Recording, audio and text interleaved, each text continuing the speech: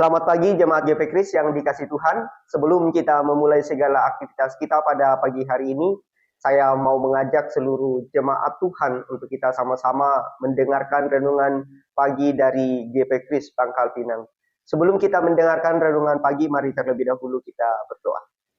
Bapa di surga, kami bersyukur untuk kasih setia, anugerah, dan kemurahan Tuhan bagi kami, sehingga kami boleh bangun kembali dengan kekuatan yang baru daripada Tuhan. Sebelum kami melakukan segala aktivitas kami pada pagi hari ini, kami bersama-sama seluruh jemaat-Mu rindu untuk mendengarkan suara kebenaran firman Tuhan untuk boleh menuntun langkah kami sepanjang hari ini. Berkatilah perenungan firman-Mu pada pagi hari ini. Di dalam anak-Mu Yesus Kristus kami berdoa. Amin. Ya, baik Bapak Ibu yang dikasihi Tuhan, kita akan melanjutkan pembacaan firman Tuhan dari ucapan berbahagia, yaitu salah satu khotbah Tuhan Yesus di bukit dari Injil Matius pasal 5 ayatnya yang ke-10. Sekali lagi, Injil Matius pasal 5 ayatnya yang ke-10. Saya akan bacakan firman Tuhan ini kepada Bapak Ibu sekalian.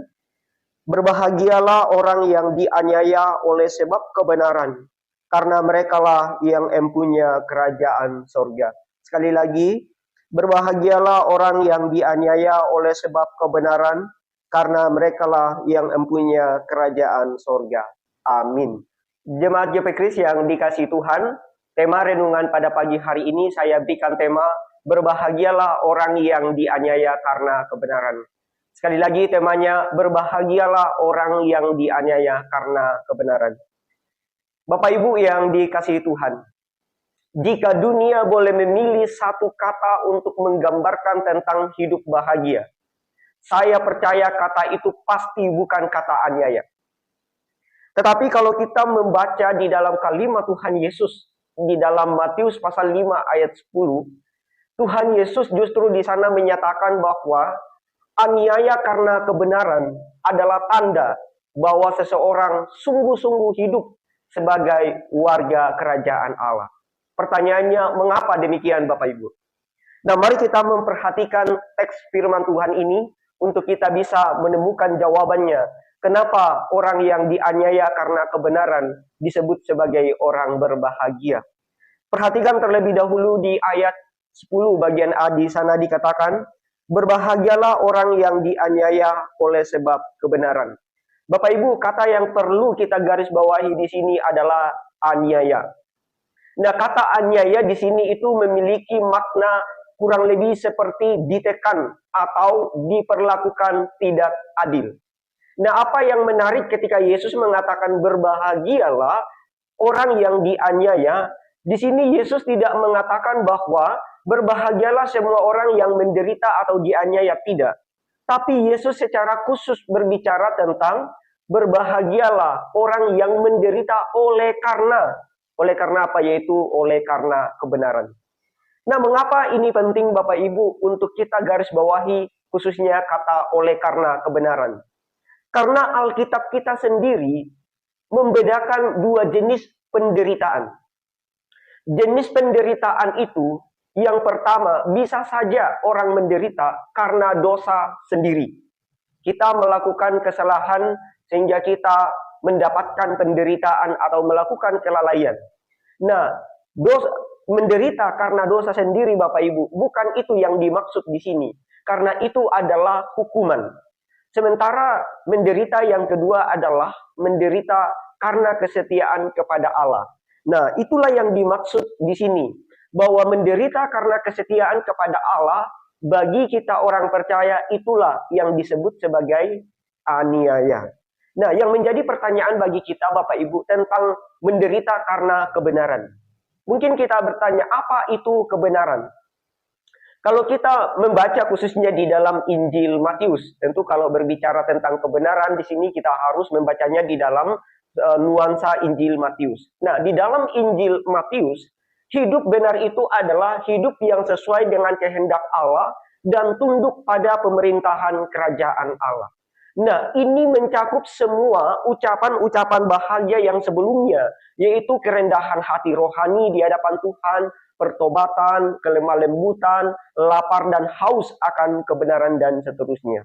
Nah, sekarang pertanyaannya Bapak Ibu, lalu kenapa hidup benar itu kok bisa memicu yang namanya aniaya?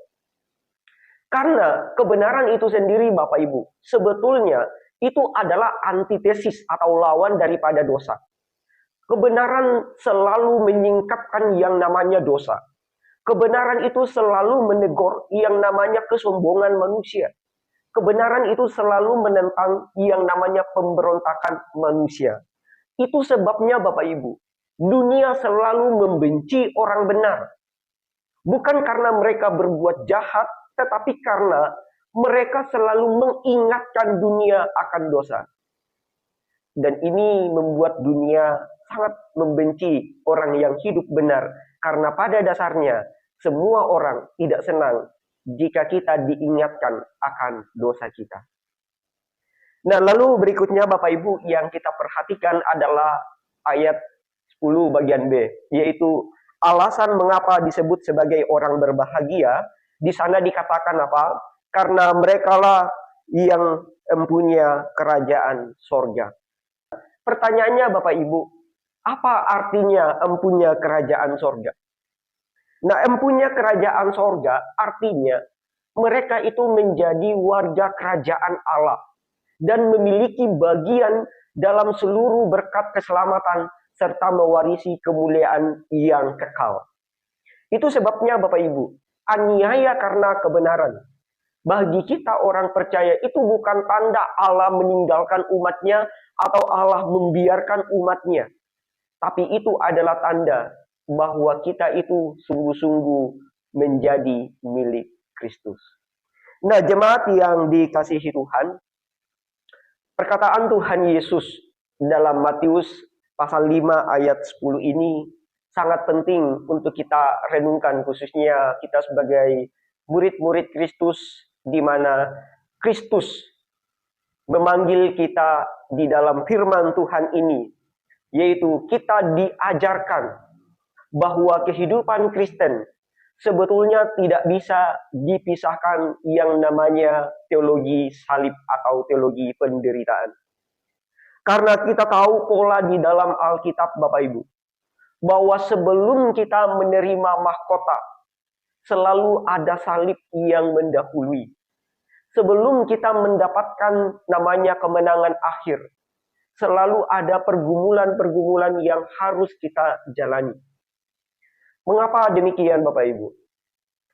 Karena ketika kita sungguh-sungguh percaya kepada Kristus, kita bukan hanya dipersatukan dengan Kristus di dalam kebangkitan dan kemuliaannya, tetapi juga kita dipersatukan dengan Kristus di dalam penderitaan dan kematiannya.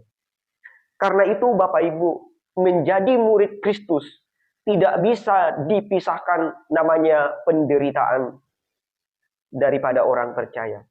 Karena ketika kita dipanggil menjadi murid-murid Kristus, kita juga dipanggil untuk berbagian di dalam penderitaan dan kematian Kristus. Karena itu sebagai jemaat yang mengasihi Tuhan, ketika kita menghadapi penolakan karena iman atau ketaatan atau kesetiaan kita kepada Tuhan, Bapak Ibu jangan menganggap hal itu sebagai tanda bahwa Allah meninggalkan kita, tidak. Tapi perlu kita ingat bahwa Kristus telah terlebih dahulu berjalan di jalan penuh penderitaan.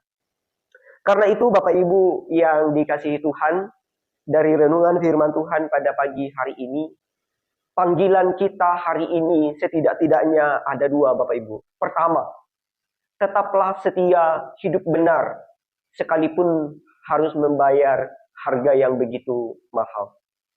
Yang kedua Bapak Ibu, panggilan kita adalah jangan takut ditolak karena kesetiaan kita kepada Kristus. Kenapa? Karena itu adalah bukti bahwa kita sedang berjalan di jalan yang sama dengan Kristus. Kiranya Bapak Ibu sekali lagi renungan firman Tuhan pagi ini menolong kita semua untuk kita tetap setia hidup dalam kebenaran. untuk kita tetap berani memikul salib dan tidak pernah malu menjadi murid-murid Kristus sampai pada akhirnya nanti kita menerima bagian di dalam kerajaan surga. Amin. Mari kita berdoa. Bapa di surga, kami bersyukur untuk renungan firman Tuhan pada pagi hari ini. Tuhan kiranya memberkati firman-Mu sehingga boleh berbuah di dalam kehidupan kami, untuk kami boleh tetap setia mengikut Kristus, sekalipun kami akan mendapatkan penolakan, penderitaan, penganiayaan. Biarlah Tuhan, dengan renungan firman-Mu pada pagi hari ini, kami semua jemaat-Mu tetap setia mengikut Kristus, menjadi saksi Kristus di tengah-tengah penolakan dunia. Terima kasih Tuhan, berkatilah firman-Mu. Di dalam anak-Mu Yesus Kristus, firman yang hidup, kami berdoa. Amin. Demikian renungan firman Tuhan pada pagi hari ini. Kiranya Roh Kudus menolong kita semua untuk tetap setia, hidup benar, dan juga tetap setia menjadi saksi Kristus di tengah-tengah penolakan dunia. Tuhan berkati kita semua. Amin.